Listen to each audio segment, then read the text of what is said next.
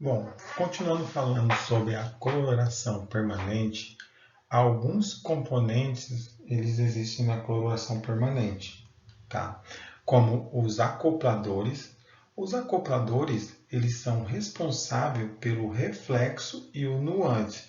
Ele somente vai apresentar essa forma quando ele junta com uma base. Aí o que ele vai fazer? Ele vai modificar a cor da base. Por isso eles são chamados de modificadores. Os acopladores, eles também são conhecidos como modificadores, tá ok? Também nos componentes da coloração permanente, a gente tem o agente de entumecimento, que seria os alcalinizantes. O que ele faz?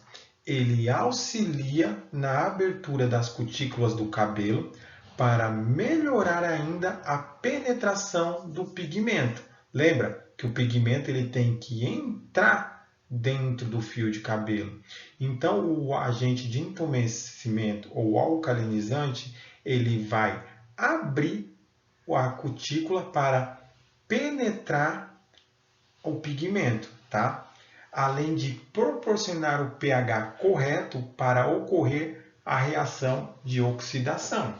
Então, o agente alcalinizante, ele vai favorecer o pH correto para poder ocorrer a reação de oxidação. Lembra que vai pegar e vai aumentar o tamanho da partícula ou da molécula do corante dentro do fio de cabelo. A gente tem também o oxidante emulsão reveladora, que é responsável pela transformação do intermediário no composto final com a cor desejada. Ele que vai ser responsável por transformar o intermediário na coloração desejada. Tá ok? Já os agentes... desculpa, tem o intermediário ou base. O intermediário ou base, eles são responsáveis pela cor base do cabelo. Apenas esses compostos são capazes de colorir os cabelos brancos. Eles se encontram em maior quantidade na mistura representado por zero. Então, o intermediário, que é esse aqui, intermediário ou base, deixa eu pegar aqui a canetinha, aqui, ó.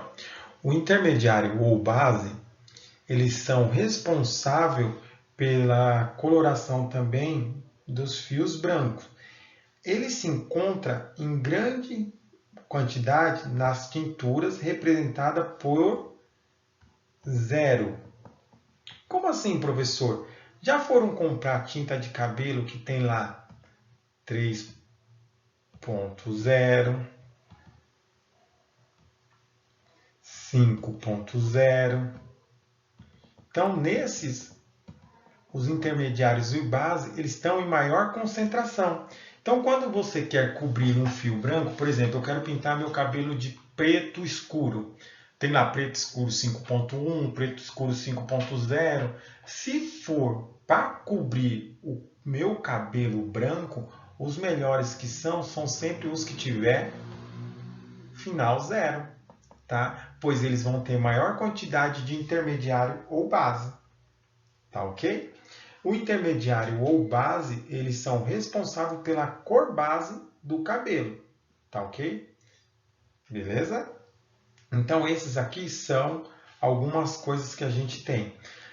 Outra coisa, durante a coloração dos permanentes, o que vai acontecer? As cutículas se abrem devido ao pH alcalino, aí você vai ter uma reação de complexação devido à ação da emulsão, tá? Da emulsão oxidante, dando a formação do pigmento final. As moléculas do corante fixam no corte, por esse motivo é possível obter uma cobertura total. Então, o que vai acontecer? Só para vocês lembrarem, durante a coloração, os agentes intumescentes ou alcalinizantes, eles vão abrir as cutículas. A oxidante emulsão, que é a ação reveladora, ela vai fazer a oxidação, ela vai fazer com que os pigmentos fiquem maiores, dando assim a formação do pigmento final, que é o que vai dar a coloração do seu cabelo. Tá ok?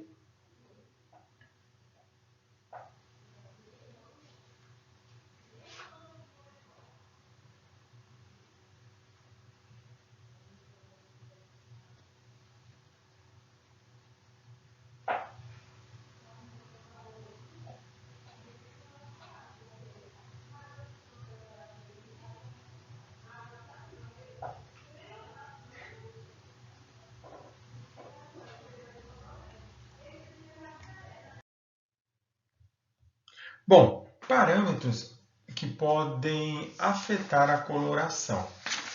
Então, aqui são algumas coisas que podem afetar a coloração do cabelo. Então, por exemplo, vários parâmetros podem afetar o processo de formação da cor, como valor de pH, tempo de pausa, queratina do cabelo, pureza da molécula e corante.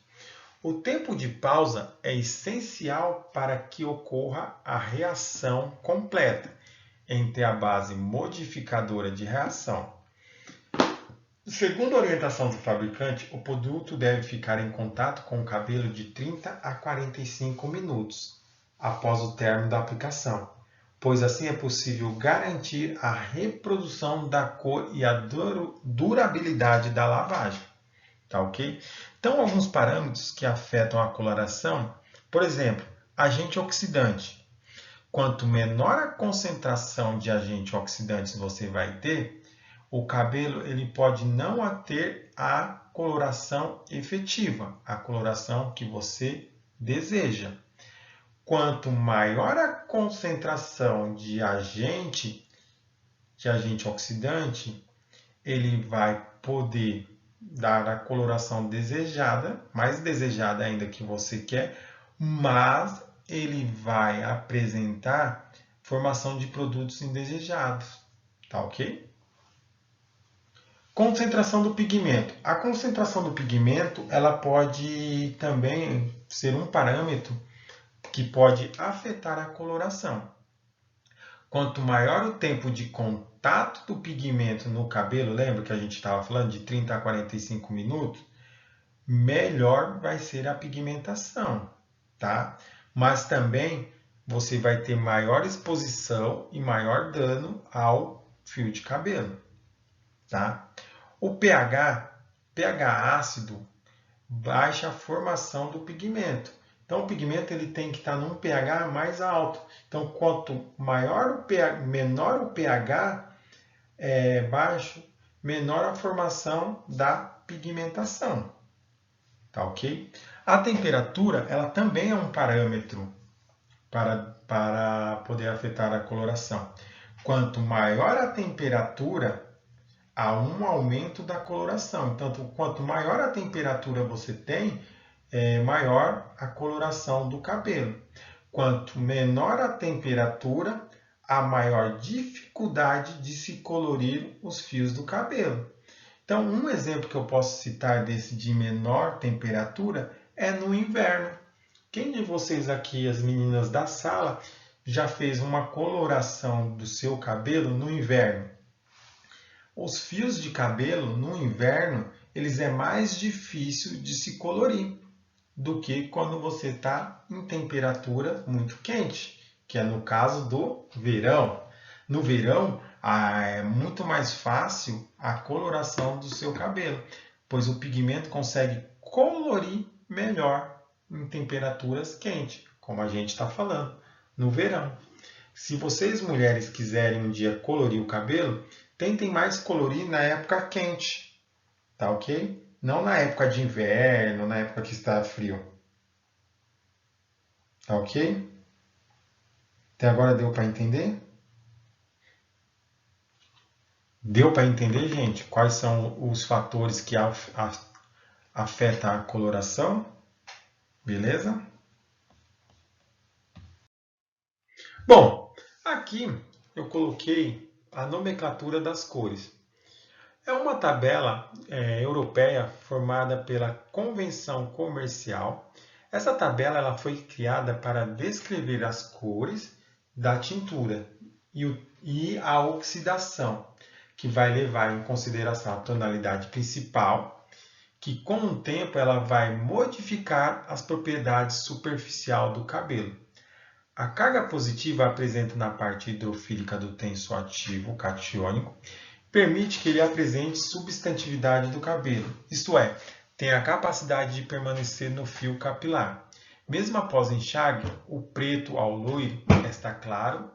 E as nuances? As nuances, gente, nada mais é que o reflexo secundário que informarão a sua tonalidade. Então, às vezes, você pinta o cabelo de preto, mas o reflexo que a pessoa vai ver lá é um cinza azulado, tá? Você pinta seu cabelo de castanho muito escuro. A pessoa às vezes vai enxergar um pink, um meio rosa, que é o reflexo, tá? O nuance. Então aqui eu coloquei para vocês, apenas para vocês saberem o nível de tonalidade, tá? Que às vezes vocês escolhem, mas a pessoa vê um cinza azulado. Mas aquele cinza azulado que ela está verificando é apenas o reflexo, tá? Ou o famoso nuance. Tá bom?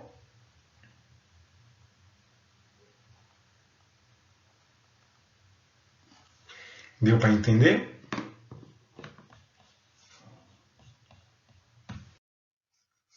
Bom, toda vez que a gente tinge o cabelo, a gente tem os condicionadores. Bom, os condicionadores geralmente possuem fórmulas parecidas com as do creme Rinse, porém são acrescidas também de substância que ocasiona o condicionamento capilar. Então, os condicionadores são que vai deixar aquele cabelo macio, condicionado, tá? Pois possui grande afinidade pela queratina. Confere propriedades físicas favoráveis ao fio, tal como eu falei. Os condicionadores vai dar elasticidade, suavidade, maciez, vai aumentar o tempo de aderência das escamas à cutícula. Aumentando esse tempo de aderência das escamas com a cutícula capilar, ele vai prender ainda mais o corante que está dentro do seu cabelo, no caso da coloração permanente. Tá ok? Então, por isso que às vezes é muito bom você usar o condicionador. Porque lembra, o condicionador ele fecha as cutículas capilares, ele se adere às escamas, fechando as cutículas. Tá ok? Aí aqui a gente fala sobre, como exemplos de agente condicionador, ele tem que ter as proteínas, polímeros, catiônico, e o próprio tensioativo, como por exemplo o cloreto de cetil trimetilamônio. É claro, tem outros tensioativos catiônicos, mas um que vocês vão poder ver nos condicionadores é o cloreto de cetil trimetilamônio, tá? Ele tem que ter muito cuidado, pois ele, dependendo da quantidade, ele acaba sendo muito irritante e tóxico, tá? Ele pode irritar muito os olhos e pele, dependendo sempre da concentração, tá ok? Então agora vamos falar sobre os alisamentos. O que é o alisamento? Nada mais é que a modificação da estrutura do seu cabelo. O alisamento ele pode ser térmico ou químico. O alisamento térmico é aquele que você usa uma fonte de calor para poder modificar a estrutura do seu cabelo. Exemplo, a chapinha. Você vai lá, aquece seu cabelo enrolado, ele muda a estrutura do seu cabelo. Mas quando você lava, aquela sua estrutura volta ao normal. Já diferente do químico, que ele mexe totalmente na estrutura do seu cabelo. Tá bom? Então, assim, só para vocês entenderem, o fio de cabelo ele possui um pH geralmente ácido, em torno de 4,5 e 6,5. Só lembrando, quando ele não está danificado. O que pode causar essa danificação no seu cabelo? Por exemplo, produtos químicos pode causar, tá? Então, quando você está com cabelo natural, não está com produtos químicos, o pH dele é de 4,5 a 6,5. Então, quando ele se encontra nesse pH, as cutículas do seu cabelo ela está totalmente fechada, sem alteração, tá ok?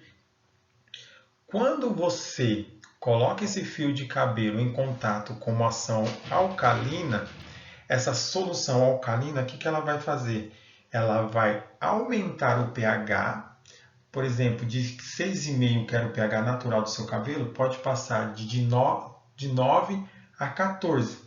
Conforme aumenta esse pH, o que ele vai fazer? Ele vai dilatar os fios do cabelo, provocando assim a abertura das escamas do fio do cabelo, permitindo que o ativo alisante penetre melhor na fibra capilar do córtex. Tá? Então, quando você aumenta, é isso que acontece. Quando você aumenta o pH do seu cabelo, quando você quer alisar. Tá ok? Deu para entender? O alisamento nada mais é que a modificação da estrutura do seu cabelo. O alisamento ele pode ser térmico, que é por aquecimento, por exemplo, a chapinha. O térmico é você muda a estrutura, mas depois você lava, a sua estrutura volta ao normal, tá? E o químico já não, tá ok? Então aqui eu coloquei alguma coisa só para vocês entenderem. O alisamento do cabelo pode ser obtido por processo térmico e químico, onde o primeiro apresenta efeito temporário até o contato com a umidade, e o segundo apresenta efeito definitivo. Por esse motivo, o alisamento definitivo ele tem química e é o que é mais utilizado pelas mulheradas. E também hoje o homem também quer alisar cabelo, tá na moda, né? Então esse aí tá na moda. Então, quais são as substâncias utilizadas para se obter o efeito alisante? Pode-se ter o efeito alisante com hidróxido de sódio, hidróxido de lítio, hidróxido de guanidina, tioglicato de amônio e por aí vai. Essa substância, o que elas vão fazer? Elas vão agir profundamente na fibra capilar, alterando as ligações químicas de queratina, tá? Resultando assim na reestruturação dessas ligações. Entretanto, essas substâncias também podem causar diversos danos à fibra capilar, devido ao mecanismo de ação destes produtos. Em resumo, as técnicas utilizadas no processo de alisamento definitivo são basicamente duas, e cada uma induz uma modificação química específica no cabelo, como diferentes propriedades mecânicas de alisamento.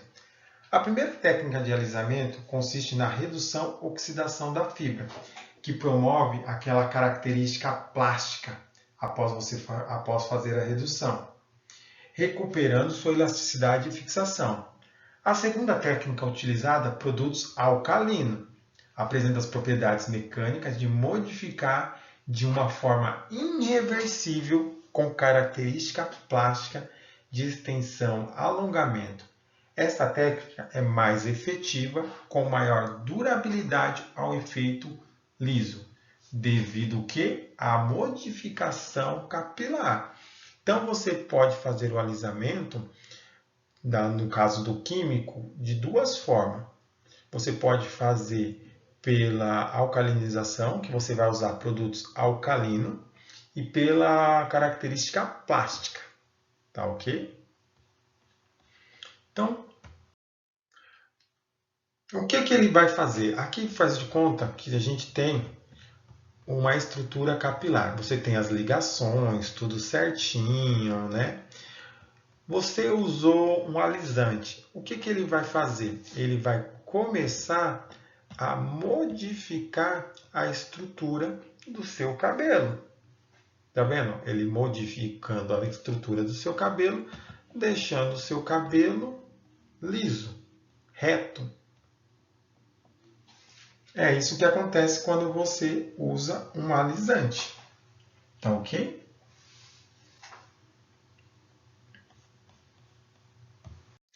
Então, só para vocês entenderem, o alisamento químico, o processo dele nada mais é do que a quebra das ligações químicas do fio de cabelo. Essa quebra de ligações causa alguns danos, como perca de maciez, perca no movimento, no brilho, na força e diminuição da elasticidade do cabelo, tá ok? Então, só para vocês lembrarem, quando falar em alisamento químico, ele nada mais é que a quebra das ligações químicas do fio de cabelo, tá ok? Deu para entender? Quando você quebra essa estrutura do fio de cabelo, ou essas ligações químicas, o que acontece? Dificilmente o cabelo retornará ao seu estado inicial, tá ok? Então tem muitas vezes que você vê pessoas que alisou o cabelo, há uma perca de brilho na aparência do cabelo, há uma perca na força do fio de cabelo, pois porque você modificou as estruturas desse fio de cabelo, tá ok? Uma dessas estruturas que são alteradas, como a gente viu, além da estrutura de queratina, uma das estruturas que são modificadas são as pontes de disulfeto. Quanto maior a quantidade de pontes de disulfeto você tem, mais encaracolado o seu cabelo vai ser. Quando você quebra essas pontes de sulfeto, seu cabelo automaticamente se estira, fica aquele cabelo liso, tá ok? Bom, alguns dos produtos utilizados para o alisamento químico são o hidróxido de sódio, hidróxido de guanina, tioglicato de amônio e o formaldeído. Cada um deles eles tem a sua peculiaridade. Então, por exemplo, o hidróxido de sódio, a concentração usual dele para o alisamento químico é de 5 a 10%. Quando se tem um aumento na concentração desse hidróxido de sódio, muito cuidado, pois o hidróxido de sódio acima de 10% ele pode causar queimaduras. Então, muito atento à concentração do hidróxido de sódio. O que o hidróxido de sódio ele vai fazer? Ele vai entumecer as fibras, permitindo a abertura das fibras do cabelo, tá?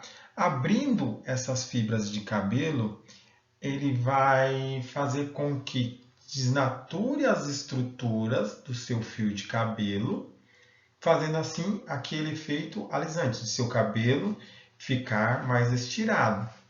O hidróxido de sódio ele apresenta maior agressividade ao seu cabelo, mas ele é o que mais deixa o cabelo alisado, deixa o cabelo alisamento, tá ok? Já o hidróxido de guanina, o que acontece? Ele é uma posição intermediária. Como assim, professor, uma posição intermediária? Ele alisa o cabelo? Alisa bem também. Só que não tão quanto o hidróxido de sódio. Ele está um pouco abaixo do hidróxido de sódio.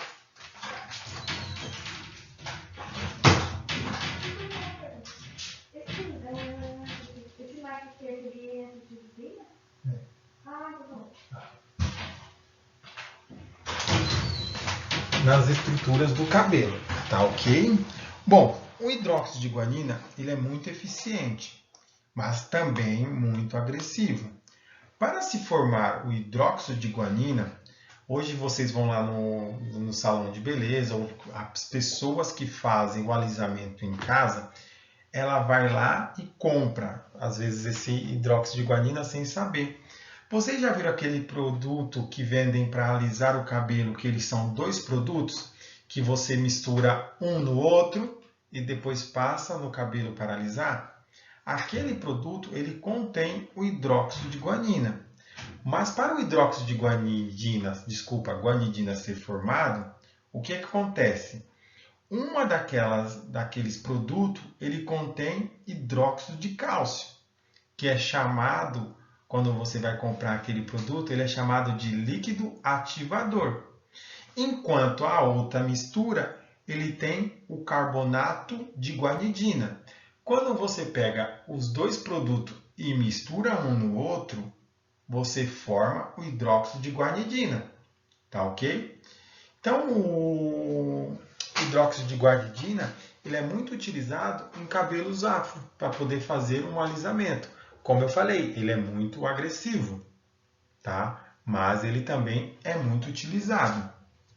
Bom, o tioglicato de amônio ele é menos agressivo e também é menos nocivo ao fio de cabelo.